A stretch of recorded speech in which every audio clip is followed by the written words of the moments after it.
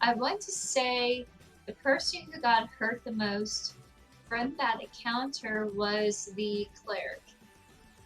Somehow, our cleric was in this thick of the battle, um, and she got hurt really bad to a point where we were worried that she's gonna die. She didn't. I don't think she ever was unconscious. Our bard and our rogue were, of course, tag teaming. Our barbarian was taking care of one bullet by himself because he was able to take it on by himself. And eventually, the bard was able to coordinate between the rogue and the barbarian on, their, kills and all that. So they're able to do some flanking, do extra damage. Well, I'm kind of like in the corner testing fireball after fireball. And I used up all my slots in third level except for one fireball. I was holding it in reserve just in case there's some bad guys. And bad guys, I mean like the big bad evil bad guy. So I'm waiting for some sort of boss fight, and I use the rest of my other spells. So I became pretty drained in my spells throughout this whole fight. And for some reason, when the barbarian did one crippling damage with his double axe, I think it was a double axe, with his double axe, with the main leader, there was a alpha and his lieutenant in this whole group. And we're kind of bottlenecking them in the hallway, but a few of them were flanking us, so it was a bit of a fight. The ones in the center were the leaders, and the leader was injured. And because it was injured, it was trying to showcase strength and fight against the other injured, bloodied bullet. So these two end up fighting against each other in the middle of this fight. And it's a kind of a nature mentality of, oh, if I'm weak, I have to show I'm strong by taking out the other weak guy. So that was very, very disturbing, to say none the least. Seeing them rip each other apart, and we no, it was the lieutenant going after the alpha, trying to showcase that it is stronger because it detected that the alpha was weak because it was bloody. And when we say bloody in Dungeons and Dragons, it means that they're like roughly halfway down. It's a term that we took up from 4.0 and carried over. So we were seeing them fight against each other. We kind of beat them off, and I think one or two managed to escape and ran away, I meant to say. So we're dealing with all this carcass, and we're going, it's just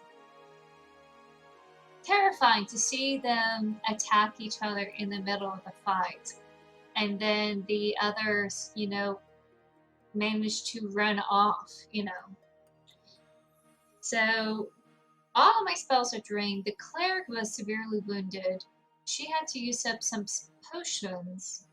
I still have some potions left, about 6 health potions. I think she took all of her potions. I have to double check in our next session. But she was hurt bad. We thought that we're going to lose her.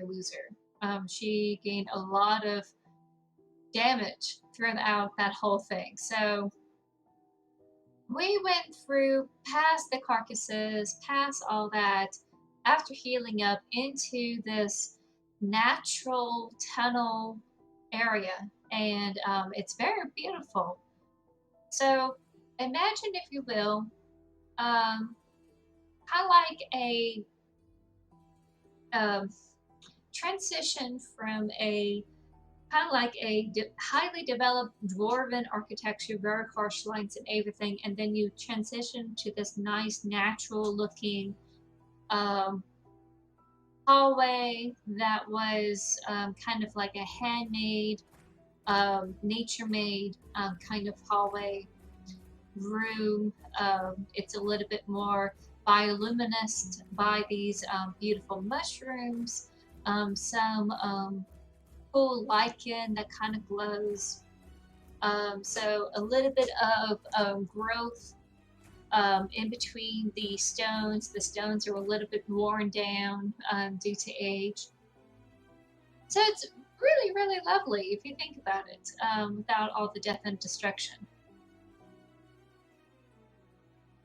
So we went down, and it was a set of stairs, and we came across this kind of a bit of a say it was a cool little tiny room. We're able to investigate further that it is a little bit more ancient than even the dwarven temple. We went into this hallway that kind of like snakes around from the room, and it kind of took a weird kind of square kind of ordeal. It will take a harsh left, then it goes straight, and then it takes a harsh right. So it's kind of a U-turn kind of hallway. As we were passing by, the cleric holding the sonic screwdriver realized that it's pointing through the hall, and Greg discovered another secret passage. And it was a good thing he did, because around that hallway where it goes here, that little bend of the U, there was a big, massive frog toad just sitting there, just minding its own business, just going, yep, I'm just a toad hanging out in the hallway. No one's gonna get past me. Nope, nope, nope. You know, just sitting there minding its business. And I thought, you know, if we were an evil party, we probably could have come up and just, you know, take the initiative to get rid of it, but it was so massive. It would take up probably half of this view. It was about like a 5 foot wide corridor, and it took up the entire 5 foot wide, 10 foot tall area. And it's a massive toad frog creature. But it's not a Seguin, it's not a demon frog person, it's not like a Toa, which are like fish people. None of that. It's just a normal, large gigantic frog, just guarding, sitting there, minding its business. So we all tried to sneak past this frog, and I think the only one who failed was our cleric. And you would think that Yantes are dexterous, graceful, you know, creatures or humanoids. You would think that they will be able to slither by without detection, but not this day. So we could blame about her chainmail clicking against her scales, but she got detected. So as everyone was able to get out and bypass this frog, because apparently we didn't want to do anything with this frog, she made enough sound for him to peek around the corner. Now, you think, oh, we have to go into initiative. No. My character, a little itty bitty petite sorcerer, turned around and went, she intimidated the frog, and I rolled And I want to say it was a good 19. So this frog peeking around the corner going, ah! It just ducked back. So not even he has to be in combat.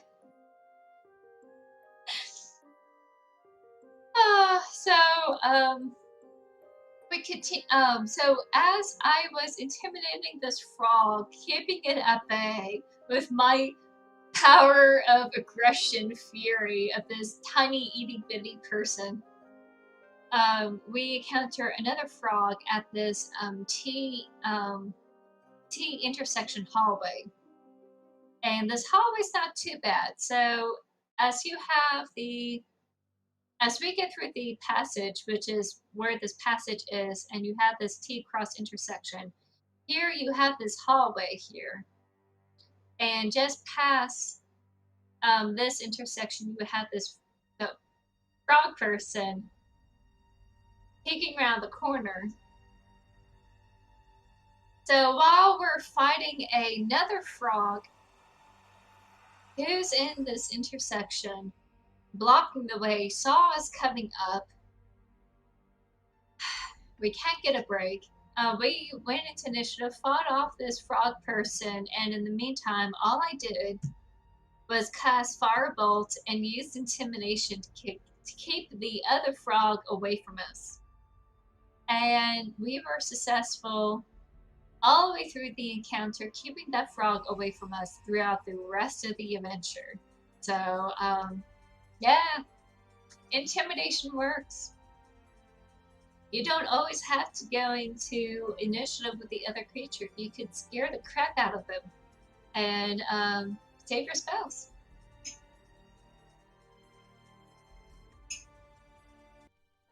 And now, as we're progressing, we hit right and went into this low hallway. This whole thing keeps snaking back and forth in this whole hallway, and there's some rooms branching off in this kind of like snaking path that we had to go through.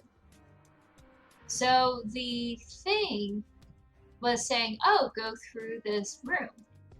And so we went there, and the barbarian had Grom do the locks, check for traps, etc. Grom did his whole thing, and he said, okay, you open it. And he went all the way to the back and allowed the barbarian to go through.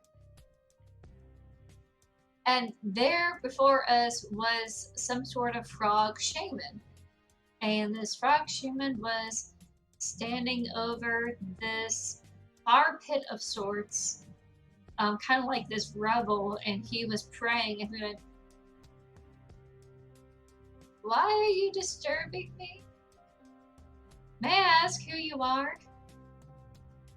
And so it was a dialogue moment between the barbarian and the frog, this frog shaman. And we thought, oh, this is going to be awesome. They're both tribal folk. The frog person doesn't know we murdered one of his own people. It's going to be fine. No. So everything was fine, except for when the frog person said, well, I must take you to my king and queen as prisoners. And I must bring you in before them. The barbarian is part of the free people, part of the tribe who believes in open skies, open worlds, part of the free people. And he went, no. So we rolled into initiative, into that room. I don't think we have anyone jump us. I don't remember. But that little Grum, I think he's an artificer, not artificer, but some sort of magical trickster. That little goblin used Charm Person, which worked in our favor. I'm still salty from the last adventure when he used Charm Person when I was DMing, well, that's a story for another time. He used charm person, and the frog person's like, you know what? You guys are awesome folk. You know, why am I fighting you guys? You know, you're such awesome dudes. I'm gonna let you guys see my king and queen. And you know, the cleric's like, oh yeah, we love an audience with their king and queen. And I thought he was wanting to capture us to meet the king and queen and take us as prisoners. And we're going along with this? Like, this is okay? All right.